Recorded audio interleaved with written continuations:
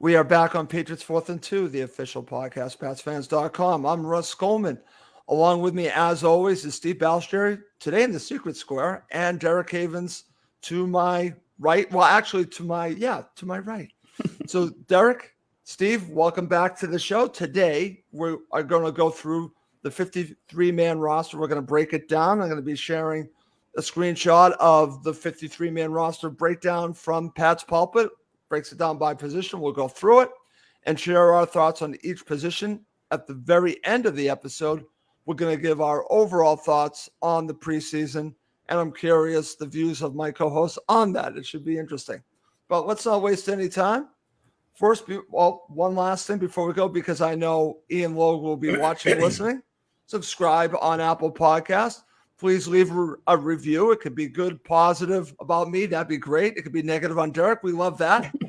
Whichever way you want to do it. But again, please do subscribe to Apple Podcasts or any other app that has podcasts. It'll help other Patriots fans find us. Okay, guys, let's just get to it. Let's start with the quarterback position. Mr. Havens, let's talk about the quarterbacks that are on this list. It is no surprise. There are 3 quarterbacks on this list. So your thoughts on there being 3 quarterbacks on the 53-man roster? I would say, starting off with this, obviously there's a lot of news from the team right now, but this is the least surprising. We pretty much, this wasn't even like, pencil. I say use a pen from the beginning on the depth chart. Just obviously Mac Jones, Brian Hoyer, Bailey Zappi. Zappi was, a pretty high selection. I think he was a 4th rounder. So, you're not going to cut a guy like that. You're probably not going to be able to get him onto the practice squad. With that being said, you're going to carry 3. And I think it's, like I said, it's pretty much chalk. Totally agree there. Steve, are you surprised that they're carrying 3 quarterbacks? No. In fact, Brian Hoyer's still the mentor / backup. I don't think Bailey Zappi's ready to assume that yet, although I did think he was okay in the preseason for a rookie quarterback coming in to a new system. I thought he did pretty well. I thought he did better than I expected him to do. Okay, excellent stuff. I would agree with that. Okay, very good. All right, let's now talk about a position that's interesting, really interesting, the running back position. Derek, I'll go right back to you. There are 4 in. Damian Harris, Ramondre Stevenson, Ty Montgomery, and Pierre Strong. Out are Kevin Harris and J.J. Taylor. Overall thoughts on the running back position, Derek? Yeah, I mean, I would say the little bit of surprise I had was Kevin Harris being cut. They thought that they could get Kevin Harris through waivers and put him on the practice squad. And based on reports, Kevin Harris and J.J. Taylor are both remaining with the Patriots on the practice squad. I would be surprised if we didn't see one of those guys shortly elevated to the 53-man roster, assuming that Ty Montgomery is placed on short-term IR. Now, but just for clarification for people listening, it's August 31st. We're recording this today. The cutdowns were the 30th yesterday. A player before 4 p.m. Eastern that was placed on IR yesterday was, if they were placed on IR yesterday before 4 p.m., they were done for the year. Now that the cutdowns have happened and all the claims have gone through, a player, there's different circumstances now with players, but basically they had to carry Ty Montgomery onto the 53-man initially today and then place him on IR, which honestly means to me, guys, that we thought he was done for the season because Steve and I talked about this offline yesterday. No news is good news in my mind on that front, which means they've carried him for a reason. So he's likely going on short-term IR. I would then expect probably J.J. Taylor to be elevated in his place in the meantime. I thought Kevin Harris actually, even though the numbers didn't really show it, I thought he performed a little bit better than Pierre Strong. I just liked the way he ran a little bit more in the preseason. I know the running game was abysmal in general, but I just thought that he showed a little bit of something there. But with Pierre Strong being a 4th round pick and Kevin Harris being a little bit of a lower draft pick, I just think that factored into why the team thought that they could kind of get away with sliding Kevin Harris through, and it worked. So I would say no real surprises, but I still think they have a pretty good group. Okay, I agree with that. Steve, your overall thoughts on the running back position? Yeah, I agree with Derek. I thought Kevin Harris was a little bit of a surprise because I thought he had especially down the stretch in preseason. I thought he had played pretty well. But, you know, I go back to what Belichick said. I think it was Monday, where he said that, you know, he gave the impression to the media that Montgomery's injury wasn't that bad, you know, so he might not be even going on short-term IR. We'll have to see. But the fact, like Derek said, no news is good news. And the fact that they carried him is a big plus, because that means he's not going to be out for the whole season. And I will say this too. I mean, I hate to be this guy, but as someone, I've suffered 2 really bad high ankle sprains. Okay. And honestly, you feel like something's broken, you know? And so it's like, if Montgomery did, I don't know this for sure, I'm just throwing it out there. If it was a high ankle sprain, he slammed his helmet into the turf. He probably did think that it was broken. And oftentimes those high ankle sprains can be really, really, lingering, and they can last for weeks. So, that happened 2 weeks before the season started. If it's a 4 to 6 week injury, maybe he only misses 2 to 4 games. I think with his kind of the role he's taken on in this offense, I think could really benefit Mac Jones if he's able to contribute. And by people who were there, consistently throughout the summer, he was performing pretty well. So I think that they've really dodged a bullet, it seems like, with Montgomery's injury. Again, we have to wait for some more clarification, but the way it's trended the last couple of days, I think is positive overall.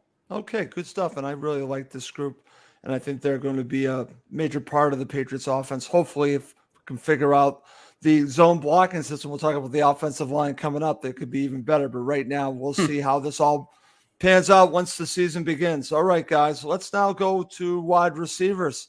This is going to be very interesting. There are some interesting choices here. So let me just share this real quick, guys, and we'll get this sucker going on the wide receivers.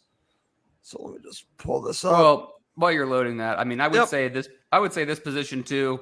I would say pretty much standard. I thought that the biggest surprise, honestly, was Lil Jordan Humphrey. I thought he had put together a really strong preseason, and I thought that he had put together enough tape where he wasn't going to make it through waivers. I think that they obviously like him, but they didn't like him enough to not risk, losing him, I guess I would say. So, I thought that Trey Nixon really, from minicamp on, people were talking about Trey Nixon more and more. He really built up some steam, and it seemed like when training camp started, he kind of reverted back to the pack. I actually thought Christian Wilkerson looked better than him in some of the games during the preseason. And Trey Nixon, I think, has a really interesting skill set, and I think there's something there. But I'm telling you right now, next year will be like his make or break year, and he can't have some of those drops that he had in the preseason. I mean, that really was that. And I think Lil Jordan's position versatility and special teams value, I think, were the ones that separated. And Wilkerson, unfortunately, just had that really bad concussion from the joint practice with the Panthers. I think Wilkerson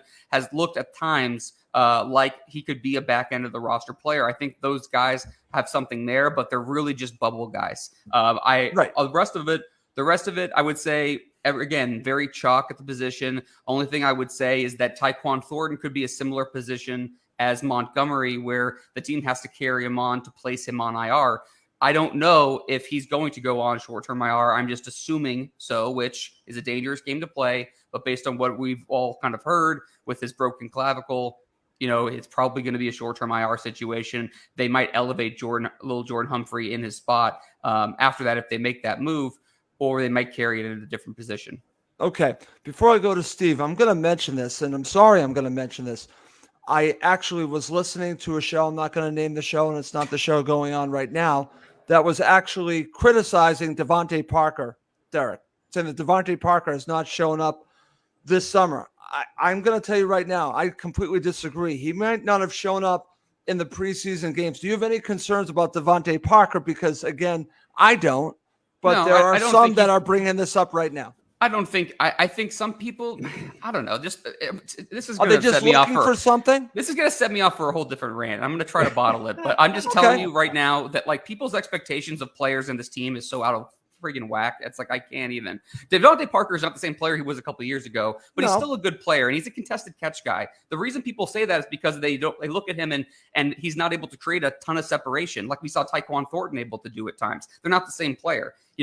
He's a guy who's going to be able to basically do what they thought N'Keal Harry could do and couldn't, which is catch the ball even if someone's kind of covering him. He's going to be a red zone threat. He's going to be an outside threat. I'm not worried about him at all. But I just think that people, Russ, to your point, it's like I just think people have idealized certain players or this team for whatever reason, and they don't look at it as a team that's rebuilding and with players who maybe aren't the same as they were a couple of years ago. I'll leave it at that. Well, there are some that have already labeled this a bridge year. It is. And I don't see it as a bridge year. I just see a team in transition. We can call it, like you said, rebuilding. Okay. That's kind of a What are we doing, Russ? That's the same thing. No. A bridge year is something that basically, with older players just trying to get by for a couple of years. They are doing that.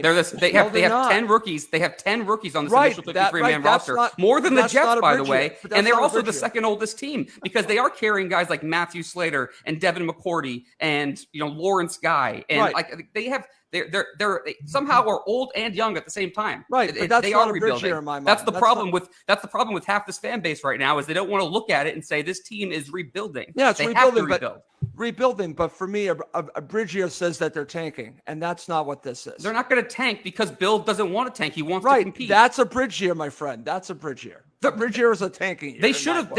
Russ. The problem is that people looked at it when Tom Brady left and said, "Well, they just need to replace the quarterback." They didn't realize the whole team was old Steve, and, I didn't and think slow. that the same bridge year would set him off.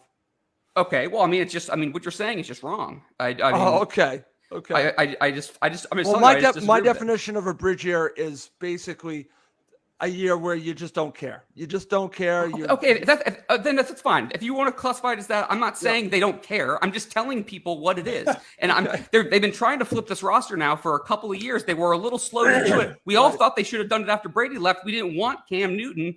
Yeah. We didn't want Cam Newton in the first place because we thought they should have played the younger players. Now this year, it seems like they're finally kind of adapting to that. Look at the linebacker room. Look at the corner room. Again, 10 rookie players is a ton. The Jets only had 9. That's still a lot. I mean, I'm just saying that they are flipping the roster over, right? They still have a lot of older guys, and they've been slowly phasing them out. They do, but they're fading them out, but they are getting much younger, and that's why I see it as a rebuilding, not a bridge year, but we can quibble of the term. Oh, that's fine. As long as we call it rebuilding, I don't care what I'm calling it rebuilding. That's what I just said. I'm calling it rebuilding. And Steve, I'm going to go to you right now because I think smoke's coming out of Derek's ears right now. So why don't I go to you? Okay, well, Derek went on a mini rant. I'm going to go on a really short one. Okay, go on a short one. And that is the Devontae Parker criticism. Yeah. That's not a criticism of Devontae Parker. That's the same people who are calling for Belichick's head after they lose one game. I guarantee you, if they go down to Miami and lose, even if they play really well and they lose on a last-second field goal, there's going to be people calling for Belichick's head because it's been going since Brady left. And that's why no matter what Parker did or does, there's going to be those people that are trying to criticize the move of bringing him in. And that's my mini rant. Because, as we all know, there's a large segment in New England that wants Belichick gone. Oh, yeah. Oh, it's obvious. I promise that the Patriots play on September 11th, right? So I promise you Monday the 12th will be the biggest overreaction one way or the other. Oh, of course. Absolutely. Absolutely. Because I said, even if they play really well down there and lose really close game, there's going to be people calling for Belichick's head. Yeah. I mean, and I said this before, guys. I mean, honestly, and I said this to Steve offline yesterday. I think they have to win 2 of their first 4 games, or it's their record is going to be closer to my prediction than your prediction. If you want your guys' prediction to be kind of closer to what actually happens, they have to win early in the year because I think it's going to be a tough road to hoe for this team. I mean, the reason I get so set off by this is because I feel like the expectations for this team are just really kind of all over the place, and I'm like, the most amount of rookies of any team in the league, When you have young players, what happens with that? Growing pains. Sure. They're changing the offense. They got a second-year quarterback. They got two coaches who've never coached offense. They're going to have a whole new linebacker room. We have two veteran corners, and the rest of them are really young players. They're all first and second-year players at corner. They're going to be chasing guys all over the place. I guess my thing is, I want people to look at the roster and just call a spade a spade. It's a young team, but with youth comes more athleticism, but more growing pains. So, Right. I mean, I just feel like some people have classified this team, and because they went to the playoffs last year and like they're on the precipice of doing it again. And I just look at it as, they made the playoffs last year and then got smoked because they're good, but they're not good enough. And I'm not saying they can't eventually get there, but I do think that this year is going to be all about guys learning and developing and finding the new core of their team moving forward on both offense and defense. And the most important piece of that whole thing is Mac Jones. Sure. Like, to me, that's still what this entire year is about. It's not record for me. It's all about Mac Jones' development. Well, I'll be watching. We kind of got off the wide receiver thing. Yeah, we totally did. But, Claire's telling me to take a breath. I got to get it. I know. Sorry. I know. right on, Claire. All right. Well, But go ahead, getting Steve. back, like I would like to talk about the wide receivers. Please, I mean, Steve, you sure. didn't get a chance yet, so go I ahead. think, as we all know, Tyquan Thornton, he had surgery on his clavicle, so he's going to be out for at least a month, probably closer to 6 to 8 weeks. So he's going to go on IR. That's going to open a spot. They can bring back little Jordan Humphrey or sign somebody else. I think Aguilar had a really good summer. And that I think going forward, the biggest need at wide receiver is for Kendrick Bourne to kind of flip the switch, and revert to where he was last year rather than what he was this summer, because it seemed like this summer he was not the same guy. Right. And I wonder with Bourne, you remember how like people used to say with Jimmy Garoppolo that he didn't practice great, but when it came to game time, he was ready to go. I wonder if Bourne's kind of a similar way. He's had a really weird summer. I thought Evan Lazar with Patriots.com now. I thought he you made mean my friend Evan Lazar? My friend? Yeah, our friend of the show. I thought Evan made a really good point on Patriots Unfiltered a couple weeks ago, talking about like when Kendrick Bourne talked to the media middle of the summer and was talking about offensive changes. Like, he wonders if like that started like a bad kind of chain of events for him. Like the coaches were upset the way he was talking, because it just seems like it's just been like really hard for him to get anything going, like traction wise. And he's getting into fights and kicked out of practice, and he's not getting these reps, and his low target share. And, Belichick's yelling at him because he's not ready for a drill because his equipment isn't ready. So the refs checked him out. Like, I don't know. I just feel like with him, it's just been a kind of a struggle. I agree with Steve. I think it's incredibly important. He's a part of the offense. I still stand by what I said earlier, or right after the season ended. I think that Jacoby Myers should be getting less targets and Bourne should be getting more of them.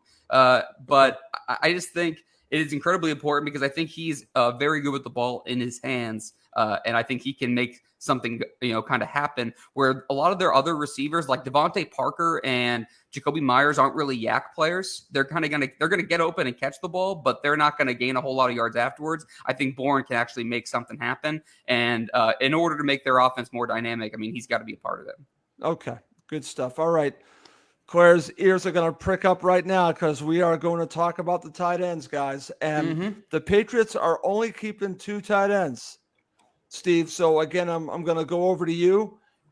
Thoughts on the fact that they are just keeping 2 tight ends and what that could mean. And I'm sorry, Claire, but I don't see them bringing back Ryan Ed, so I just had to share that. Steve, your thoughts on the tight ends? I'm not surprised. In my final roster projection, I only had them keeping 2. Okay. Devin Asiasi never realized his potential. He looked okay a few times in his rookie year, and then last year he didn't play in 1 game, and and he didn't really flash this summer, I thought. Because Henry and Smith got very, very little reps in preseason games, and if he was going to show himself, that would have been the time, and he really didn't. I thought, honestly, Matt Sokol looked better than him. And Yeah, I do too. I totally agree. yeah, so I think they're either. I'm sure they might bring back both of them on the practice squad. I haven't seen that yet, but I wouldn't be surprised if they scour the waiver wire and pick up a guy. I mentioned to Bob Sosi yesterday. We were talking, and I mentioned O.J. Howard. Right. And he said, well, O.J. Howard got a lot of, hype from his college stuff, but he never really realized his potential. But I was thinking, as a third tight end, he caught 15 passes last year. That's 7 times more than Asiasi caught in 2 years. So yeah, I think he signed with the Bengals this morning. Yes, he did. I saw that. And coincidentally enough, Devin Asiasi was also claimed by the Bengals, so they were kind of adding to their team. Okay, I didn't see that. So yeah, and I would say for the tight ends, they have Sokol. I thought showed that he could be maybe a backup. I mean, he's on the practice squad. He's a developmental guy. As Bill said, Lil Jordan Humphrey has some tight end-ish qualities. So I think if he was to be elevated in Tyquan Thornton's place for the time being, he could kind of help on special teams as well as maybe sub in at tight end if necessary. Right. But that's a hard transition because tight end, Bill's talked about it before, tight end is, you have to learn offensive line blocking schemes and receiver routes. That's a lot to handle. So I'm sure that'll be kind of a slower process or something that's a little more simplistic. But I mean, honestly, guys, just a really disappointing turnout for Asiasi. I mean, a 3rd round pick only a couple of years ago. It's just not what you're looking for. No, guys. And I'm going to share this right now. Claire's trying to will the Ryan Izzo situation back to life. And Claire, and again, if that happened, I promised on this show I would step down and you would become the host of Patriots 4th and 2. Oh, well, now I'm willing it to happen. I know. We said this on the last show. Derek, do you not listen? That if Izzo comes back, I step down and Claire takes my place. Unbelievable. So I don't think that's going to happen, but no. Stranger things have happened in the world of the Patriots. All right, guys, talk about Patriots strange 4th and things. 2, hosted by Claire Cooper. Claire Cooper, that's right. That's right. Okay, now let's talk about a real interesting situation, the offensive line. And this does not look good. I'm not going to lie. It didn't look good when I was down there, guys, and it continues to not be coming together. We can talk about why that's the case. I'm sure that will come up. And while Derek, you're loading this, I will go. Yep, I will go to you first. Well, while you're loading this, I think it's important to note that because we just talked about Kendrick Bourne and now we're talking about the offensive line, that I think it was Andrew Callahan had mentioned that teams have been calling the Patriots on Isaiah Wynn and on Kendrick Bourne, but there doesn't seem like there's going to be any kind of movement there. I think they're just checking availability. There's something weird going on, guys, I think, with this offensive line in general. And we can have a good discussion about it, I'm sure. Go ahead. I feel like a lot of their issues right now are starting up front of this offensive line. And I want to start with coaching. And to me, this is where, when Matt Patricia is apparently the play caller, but also working with the offensive line, is Billy Yates not right? Is he not ready? Because Billy Yates is the assistant offensive line coach. Like, is Billy Yates not able to get a message through? Is Matt Patricia spending too much time working on play calling than working with the offensive line? I'm not being sarcastic. I honestly don't know. So yeah, we don't know that. I'm worried about the offensive line for a lot of different reasons. For one, we talked about switching tackles, switching the tackles from side to side, but it seems like there have been some rumors about potentially them being disgruntled about it. There's a lot of kind of undercurrent with both of them. I think Isaiah Wynn feels upset that he's playing right tackle when he's in a contract year and he wants to be left tackle. They get paid more. I think I heard Scott Zolak say earlier today that he's going to be looking for $12 to $15 million a year over the offseason. Good luck. Trent Brown, to me, I just feel like Trent Brown is always one of those things where you got to make sure he's happy, because happy Trent Brown is a very good player, but unhappy Trent Brown is a really big mess. So I'm worried about that. I think that they would have moved on from Isaiah Wynn and saved some money if they felt better about who was behind him. And Yadni Kajust, I think, has flashed, but has had problems staying healthy. And Justin Herron might have had one of the worst summers of any player on this team, just based on consistently underperforming, a lot of penalties, and getting hurt. It's just been really rough for him. So when he was stock up towards the beginning of minicamp, he's really gone the other way. I think interior, there's a lot of questions with Cole Strange, Michael Onwenu. I think Strange looks like a player who's come from a lower level college school. I think at times he's flashed, and I think he needs to put on a little more muscle and weight, and that will come over time. But I am a little more worried about him than I thought I was going to be, and I think the depth is certainly questionable here. Okay. So that was a lot, but it's a loaded issue. That is a lot. Steve, are you surprised about any of the cuts with the offensive line? Not particularly. I mean, earlier in the summer, like everyone else, we were hearing that they might just trade Isaiah Wynn basically as a salary dump because they thought Justin Herron or, Yadni Kajus could step up and play, maybe even Michael Onwenu, because he did play some right tackle. But I think the reason that they didn't trade him was because nobody really stood out this summer. I thought Kajus had a much better summer than the other two. But at the same time, like Derek said, he has injury concerns as well as the other guys, Wynn and Brown. So I'd be kind of leery about leaning on him too much. I mean, I thought he played well this summer. And if he can stay healthy, that's a good sign. I like Chasen Hines. I was just curious if he can play center, if anything would happen to David Andrews, because I'm not really sure about that unless they're going to bring, either Cody Russi. Oh, no, Cody Russi got picked up, I think, right? By somebody else. I don't know. Okay. Or heaven forbid, James Ferentz. Bring him back, because he can play guard or center and put him on the practice squad. Yeah, Ferentz is on. Cody Russi and Ferentz are both on the Patriots practice squad. Okay, so they were able to bring them back. I thought Ferentz looked just terrible this preseason. I thought he looked awful against the Raiders. I'm convinced Bill's only holding on to him because he's tight with his dad. I'm convinced. I'd bet on that. That's something that I would actually agree on. I wouldn't agree with some of the other stuff that's said about, say, the coaching staff stuff, but I would agree with him as a player. Yeah, I would say that. Wait, you don't agree with what I said about the coaching staff? No, I said whenever I've heard. Let's focus. Stay on the offensive line. No. But it was offensive line related. I wasn't trying to pick a fight. I was honestly curious because I didn't know if you thought I was being like overly critical. I'm honestly wondering if people are. I just say Russ is talking about the N word as in nepotism. I'm talking yes. about that. Well, yeah. Well, this is case in point here. So, but this is a player and a coach. I don't think that.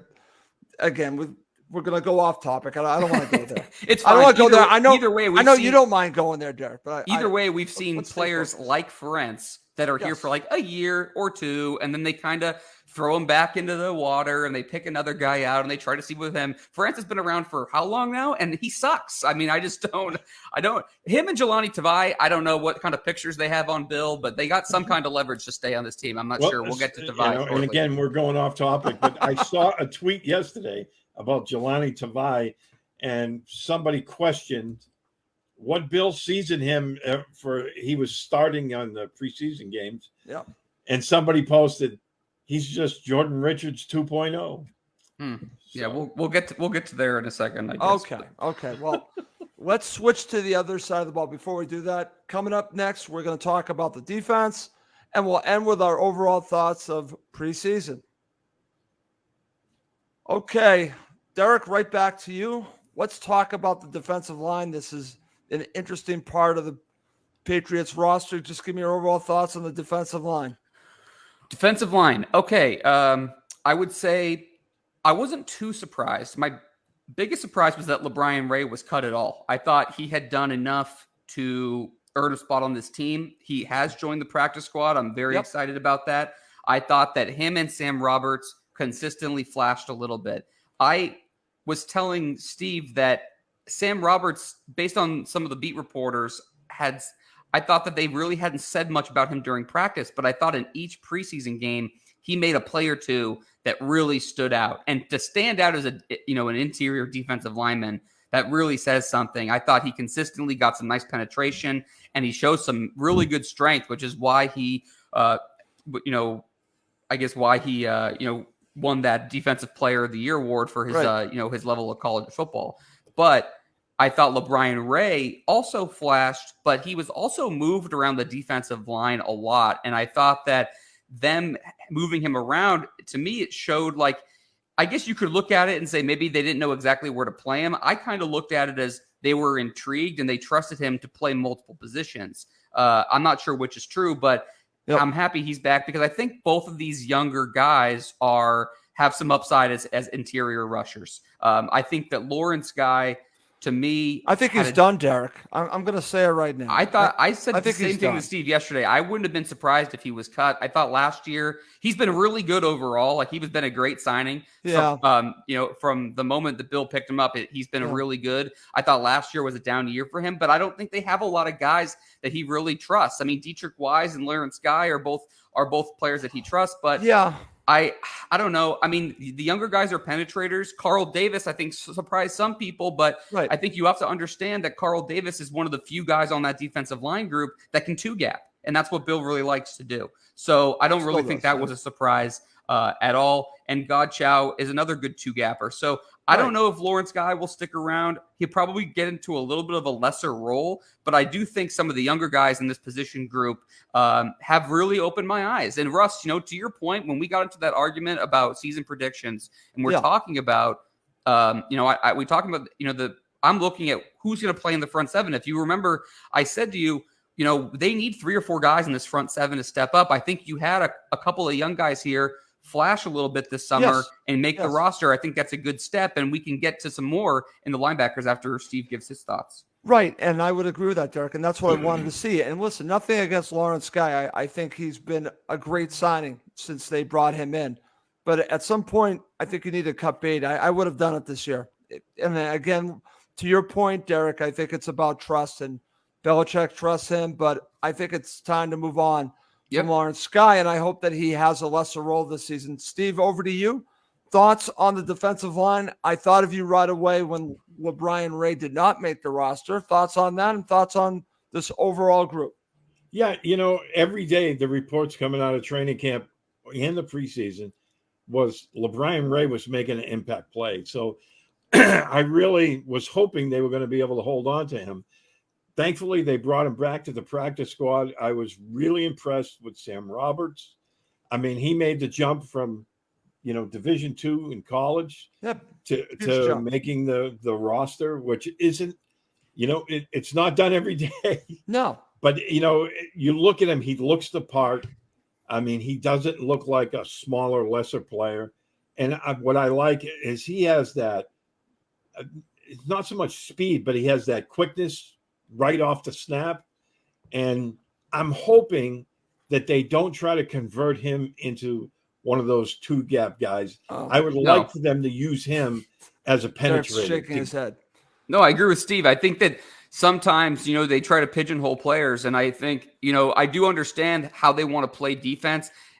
Sam probably, I mean, he might be. We'll see how he hasn't even played in the regular season yet, but I don't know if he'll ever be a full-time player, especially the way they play defense. But if he can, because they just typically like bigger body defensive linemen. But I do think there's something there with him. And like Steve said, for him to flash and make such a big jump early, I think really stood out. And they could keep him as kind of an interior rusher. And I think between Christian Barmore, LeBron Ray, and Sam Roberts, they have 3 younger guys that are all pretty good penetrating defensive linemen.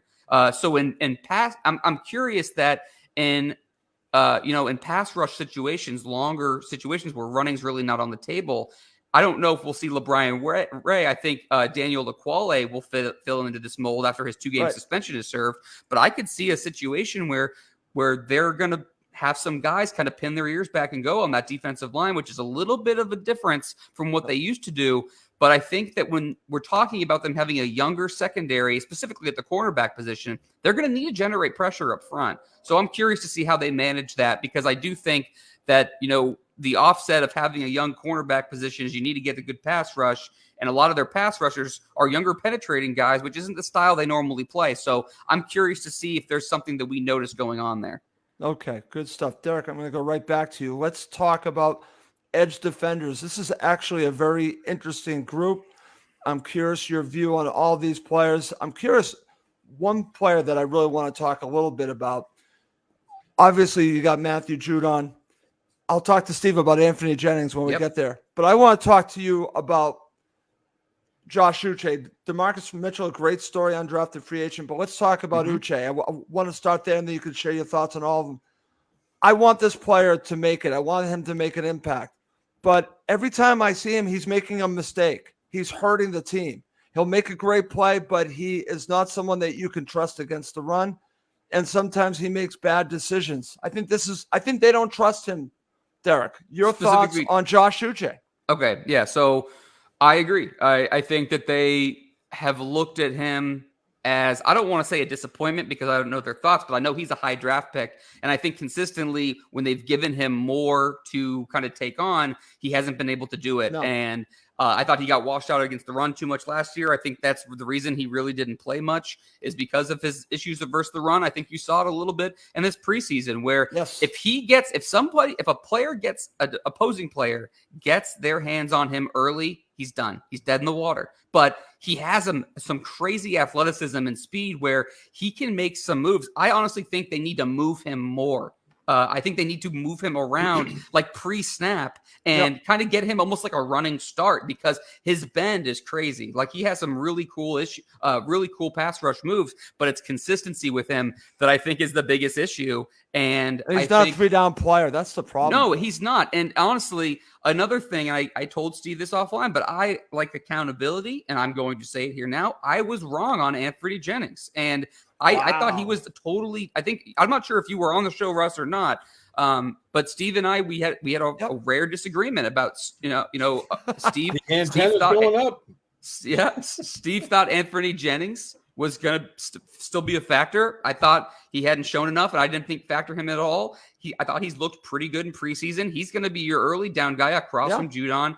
And DeMarcus Mitchell's a cool story there, but I still think that area is pretty thin overall. Okay. I'm sure that there are some linebackers that could probably play that, but I really worry about their depth at edge because it's really just two guys who can really set the edge with Judon and Jennings, where Uche and Mitchell are situational guys. Honestly, Mitchell's more of a defensive lineman anyway. So I just think that edge position is very thin. Okay.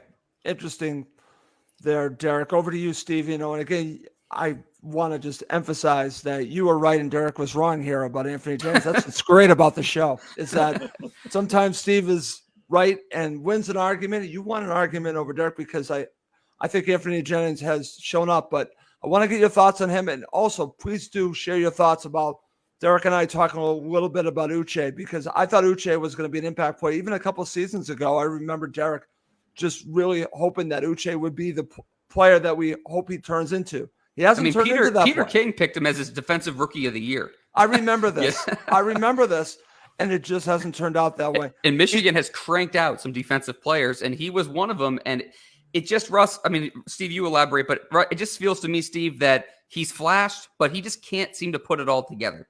Right. No. And even back to his days in Michigan, Don Brown said that he had trouble setting the edge in the running game. I mean, that's been the knock on him. And I agree with what you guys are saying with, if somebody gets a hand on him, he's generally tied up because he's not the biggest dude. And I don't think he's the strongest guy either, honestly. But to totally agree with Derek there, he has insane athleticism. He has a really good burst. And I agree with get him in motion, move him around a little bit, and force the other team to try to move to stop him. And, on obvious passing downs. But I've been a proponent of Anthony Jennings since they drafted him. I liked him at Alabama. I like him even more with the Patriots. Right. I said early this year, he was hurt all last year. And, I thought he was going to be a factor. The light has come on for him in year 3. And he's going to be the starter opposite Judon. I really like that. I mean, I think those two can set the edge. Jennings isn't a, prolific pass rusher, but he can get there. Yep. He has some strong moves, and he's a bigger guy. He's like 259. Right. So he's not, one of the smaller linebackers that they are playing this year. And DeMarcus Mitchell, where they played a lot of even fronts during preseason. I'm wondering if that carries over and they'll use him a little bit, because I believe he'll be on the game day roster strictly from his special teams ability. So, I agree.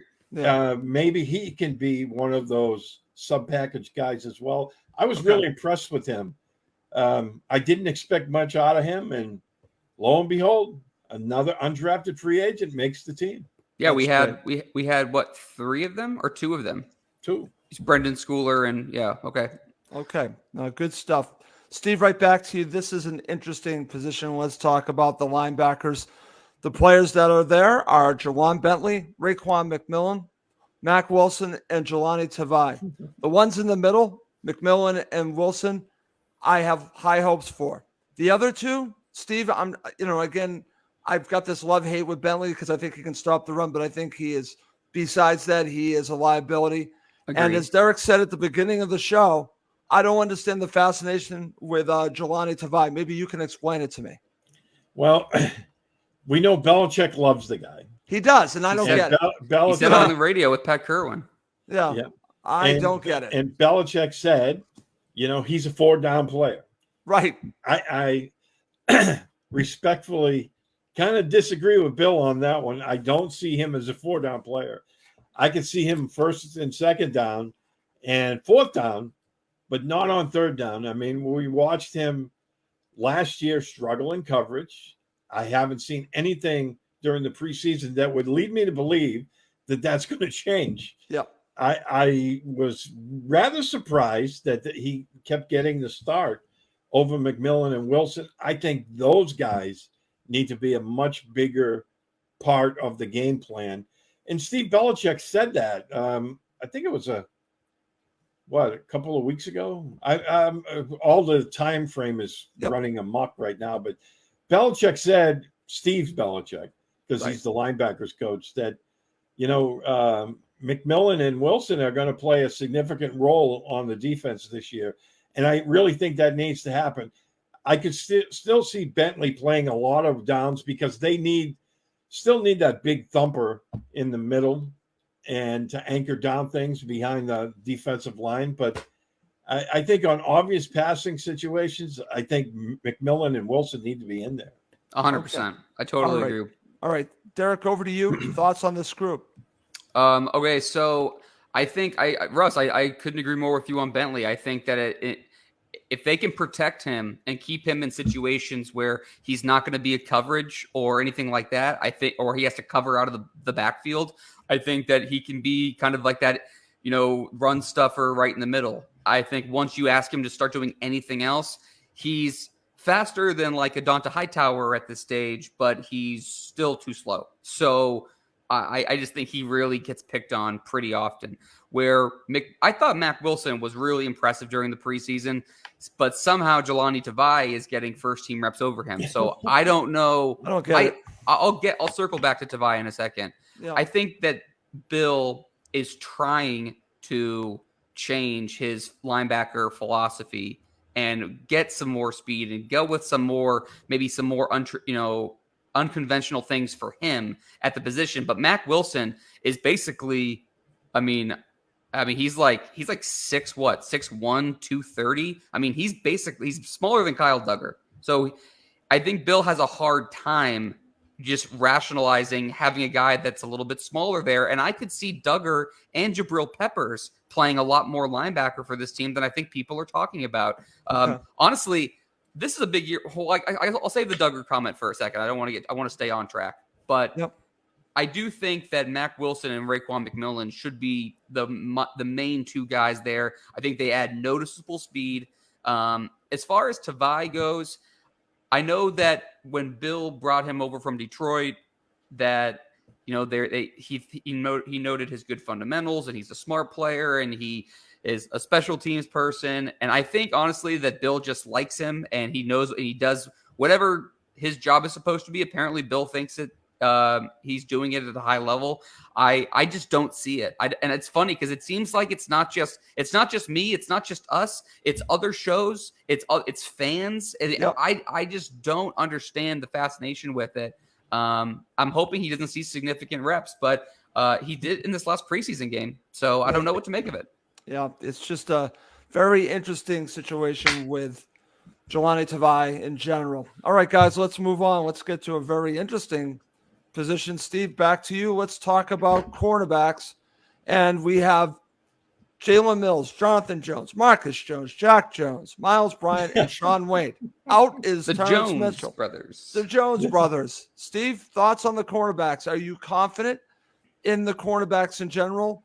Jalen Mills is basically your number one. We know he's not really a number one. Your thoughts? Well, we're going to just have to keep up with the Joneses because There you go.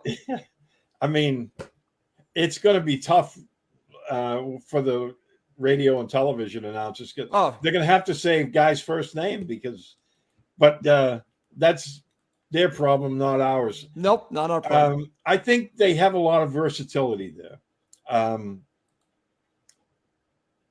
I think you were correct in saying Jalen Mills is your number one. I think Jonathan Jones, depending on the opponent, could be the number one guy. Okay. Because I think he'll be that guy in week one with Miami, because I was thinking the same thing. Yeah.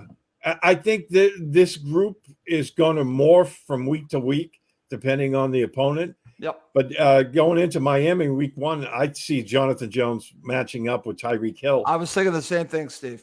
Yeah. And, I think that's why they decided to move him out to the boundary because they're playing so many teams with really speedy wideouts this year. That's a good point. The issue I have is right now, Bill loves his veterans, and they're going with Miles Bryant in the slot. Yep. I don't think that's going to be season long. I hope not. Yeah, because again, I get where they're going with this. They want to, like Derek said, with rookies come growing pains. So, but we saw him last year, and he really struggled in the slot, especially down the stretch. Very much so, Steve. That's why I'm surprised by this. I understand the point of not trusting cornerbacks, especially rookies, but I've seen the Miles Bryant show, and I'm not a big fan of the Miles Bryant show. And then I was watching him against the Raiders because I thought that was a good matchup against Hunter Renfrow. Yep. And he didn't look good. No. And at some point, it's funny because I think the Belichick's and both of them, and you could talk about Gerard Mayo. I think eventually they figure things out defensively. Sometimes it takes them a little bit. I think they are a little pig-headed when it comes to certain situations and players. No, not at all, right? Jelani Tavai we're just talking about. But, Derek, over to you because we're talking about cornerbacks. I'm curious your thoughts overall of the group. And do you agree with me about Miles Bryant? Because I'm not a fan of Miles Bryant. I'm just not a fan. I know he's flashed a little bit, but I think he's a liability out there. You got to think he's a young player, and he's still developing. He was absolutely torched by Buffalo last year too. So I can't get that out of my head. That image is hard to get out of your head. I'm with you there. I think with the cornerbacks, it's going to be a little frustrating for fans watching this season. I think they're going to be doing a lot of chasing. Now, I say that because they have a lot of young guys, okay? I mean, I think Jalen Mills is the number one corner on this team. I do not think Jalen Mills is a number one cornerback. I think he's a serviceable veteran cornerback. But I just think if you're expecting him to be J.C. Jackson 2.0, again, expectations, okay? But I think John Jones, again, I'm curious to see what the plan is with John Jones. He's been getting a lot of outside run. Is that just because they're prepping to use his matchup speed against Miami, or is that something that they like him outside this year and they like what they have inside more? I'm not sure. I'm tempted for the latter because I think that you have guys like Marcus Jones and Miles Bryant who can play slot cornerbacks where they're really not outside guys. And I think size is a big issue here. Miles Bryant is small. Marcus Jones is small. Jack Jones isn't as short as they are, but he's kind of like he needs to put on some weight. So I like I like, again, the overall group as a young group. I think they have some potential moving forward, but I do think it's going to be hard out of the gates for them. And there's a lot of tough matchups they're going to face this year. I would like to see Jack Jones and Marcus Jones on the field early, but I just don't know. I mean, Jack Jones, I think, is a player that has some Asante Samuel type quality to him. And what I mean by that is Asante Samuel was a guy who, I don't want to say guessed, but he had a great knack for jumping a route. And Jack Jones loves to do that. If you watched his tape, very aggressive. If you watched his tape at Arizona State, he did a lot of that same stuff, and he got away with it in college. In the pros, I think sometimes he'll get it, but I bet you he's torched big time on 2 or 3 times this year. We're talking like Jack tried to jump the route and he just didn't do it in time, or whatever the case is. Marcus Jones, I'm really fascinated with. Yep. I wonder if his size holds up in the NFL, but if you go back to the draft, I mean, I've been talking about Marcus Jones before he was a Patriot. I think I really like his explosiveness, his athleticism. I think he can play. But I do worry about his size. So I'm worried about the group, to be honest, guys. Terrence Mitchell's on the practice squad. Yep. I was a little surprised they let him go, but they're really, talk about youth movement. They have a lot of young players here in this mix. So I'm fascinated. And I think Sean Wade was probably the 53rd player. Yep. Oh, yeah. But he's a bigger corner than the other guys. Right. Mm-hmm.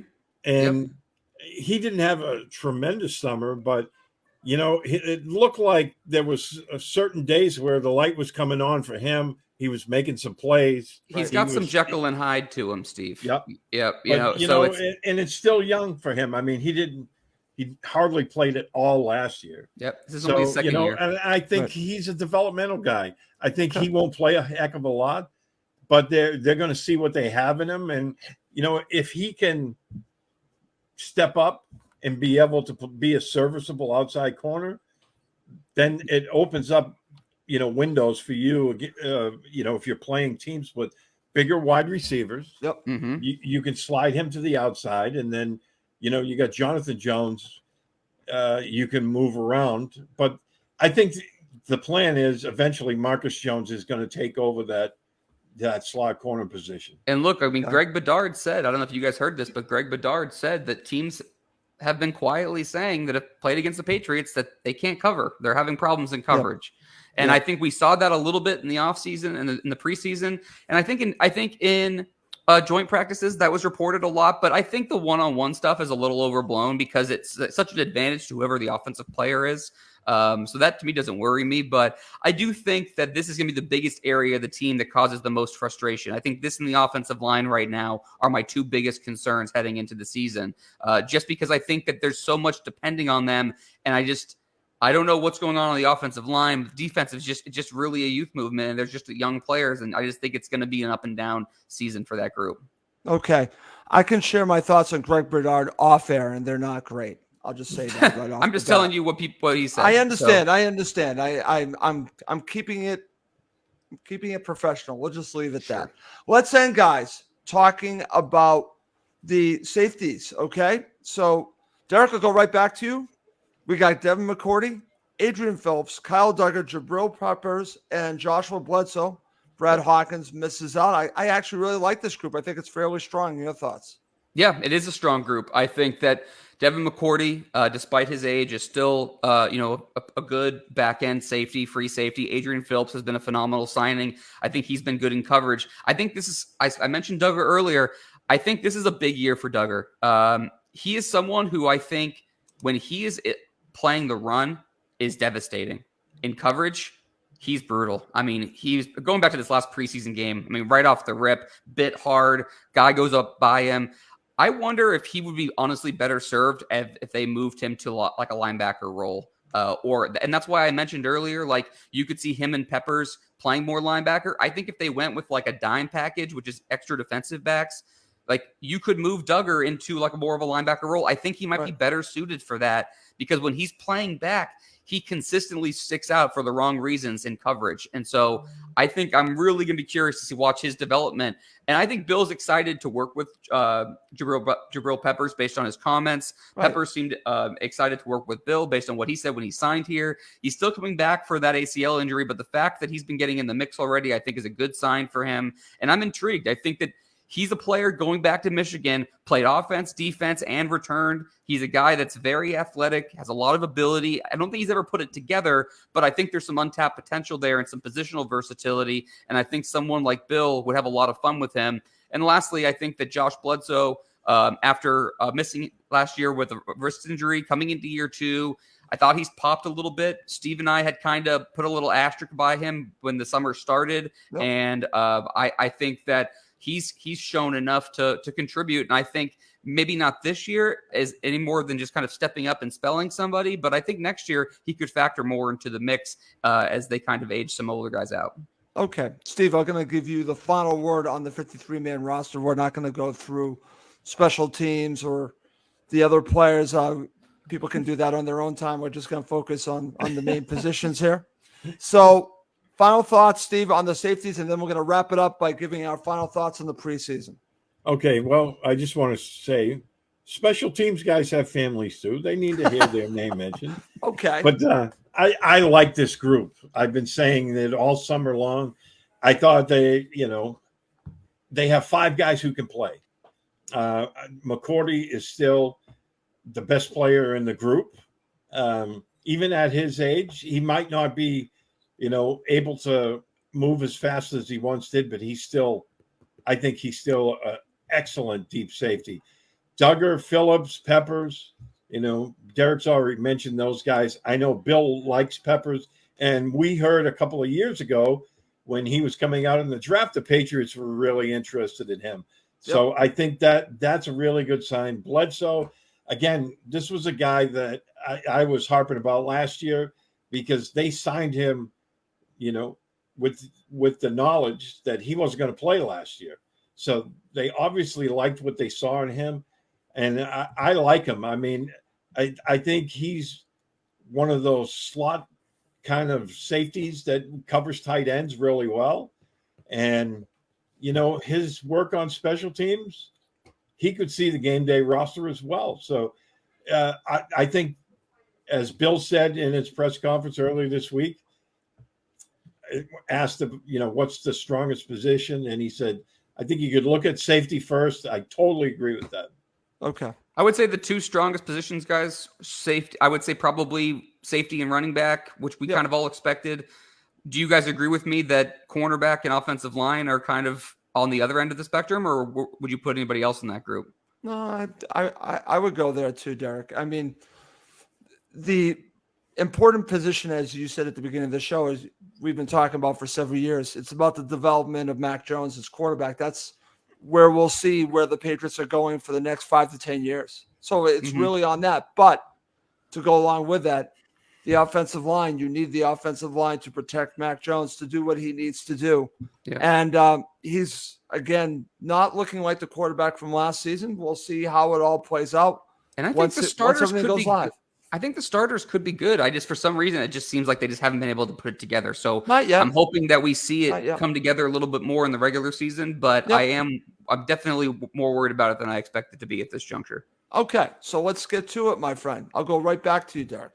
Just give me your overall thoughts on training camp, preseason leading up to next week, which will preview the upcoming game. Where's your head at right now? I'm excited for the regular season, just as a fan of the NFL. For the Patriots specifically in the summer, I am frustrated because I thought I'm back to where I thought I wasn't. And what I mean by that is I thought I was more worried about the defense than the offense, and I wasn't worried about the offense. I felt good about the offense until mini camp and training camp started and joint practices and consistent preseason games. The Patriots starters offensively didn't play in the first one. The second game, it took them 9 plays to get a first down. It just looks clunky. It's reported as being clunky at practice. It's multiple teams, multiple different settings. It just makes me worried. And I'm worried most importantly of the development of Mac Jones. And I'm worried about who Bill has put in place to oversee the offense. And I'm worried about the offensive line adapting to some of these new running changes. And I thought that on paper, I felt good about where the offense was going to be. I wasn't sure if it was going to be on the top end, but I thought they had added to a group that could build off for last year. And instead, I'm worried if some of these changes are kind of more of an anchor. And I'm really worried about that. That's been a consistent thing where we really just haven't seen the offense look good unless it seems like it's more up-tempo. So that to me has worried me. I am happy with some of the youth movement I've seen. I think Bill is finally kind of coming around to, flipping the linebackers and the the quarterback roster over. Yeah, he's really, linebackers and corners are totally different than they were a couple of years ago. And it's going to be a little bit bumpy, but I do think that you got to start somewhere. And I think that having 20% or just under 20% of your roster being rookie players, I mean, that really says, how much turnover that him and Matt Groh have made over the last few months. Okay. Steve, your thoughts, and then I'll share mine and we'll end the show. Yeah. Derek and I talked yesterday offline, and we were talking about this very same thing. I mean, we came into training camp in the preseason worrying a little bit about the defense with all the new moving parts. I think the defenses look pretty good. I mean, we'll see when the games come for sure. But I'm pretty impressed with what we've seen with the young guys playing defense. Now, once game planning comes in, we'll see how it all works. But I was taken aback by how the offense struggled. I figured, they're installing a new system. It's not going to happen overnight. I figured by the second or third preseason game, we'd start to see the pieces starting to roll into place. Still waiting. So I think week 1 in Miami, we're probably going to see much more of the old Patriots. That's what I think. Offense. So, that's what I think. I thought it wasn't a total wash in preseason because they got these younger guys some playing time, but it was not impressive whatsoever. Okay. Good stuff. All right.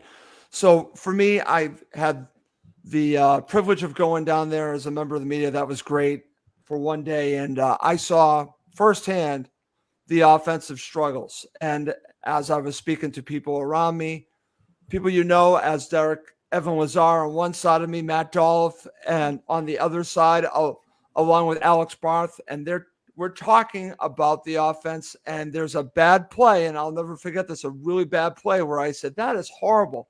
He says, Russ, this is what we've been seeing. This is exactly, and Matt Dolph said, he completed it. That's better than what we've been seeing most, and it was a terrible play. It was literally terrible. So that got me a little bit concerned. But as I've watched this and as I've went back and really thought of what we've seen in history. Now, history is a strange thing. Can you always rely on history? No. But I've seen this movie a few times, Derek. A movie where they've looked bad in preseason, where Jimmy Garoppolo looked horrible in practice, where Matt Castle looked horrible in practice. And they figured it out once things went live. We'll see if that happens. I agree with Steve. I think that not that they're going to scrap this McVay/Shanahan offense, but I think it will not be run unless it's ready. There's one thing that I think we know from Belichick is he's not going to put his players, I believe, in a position to fail. That to me would be a position to fail. Could he try the stretch run? Yes. Could he try it a couple times? Yes.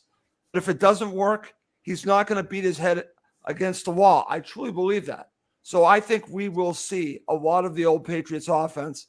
And if the Miami Dolphins don't think that they're going to be seeing that, they're sadly mistaken. And I think that for, I agree with that, Russ. And I would also say that it's going to be a little weird because I do think there's a chance that we see the Patriots come out and they look better than what we've kind of seen and everything. I can buy that. I also have to feel like I acknowledge the fact that they have come out slow the last couple of years. And so would it be overly surprising if we're talking about them, maybe not really kicking it into gear until week 5 or week 6? Like, I wouldn't be shocked by that. Right. Neither would I. And so that kind of goes back to my comments earlier. Again, not starting a fight. I'm just saying if you want your season prediction to be closer to what you had said, I think they have to steal some games early. Oh, I agree. And I think Miami and Pittsburgh are those two that you circle because I think Baltimore and Green Bay are going to be tough.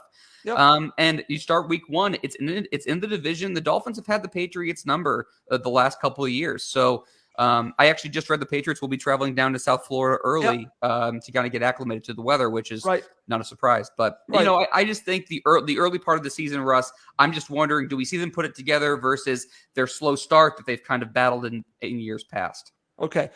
One benefit of playing the Raiders in preseason. Different heat, Russ.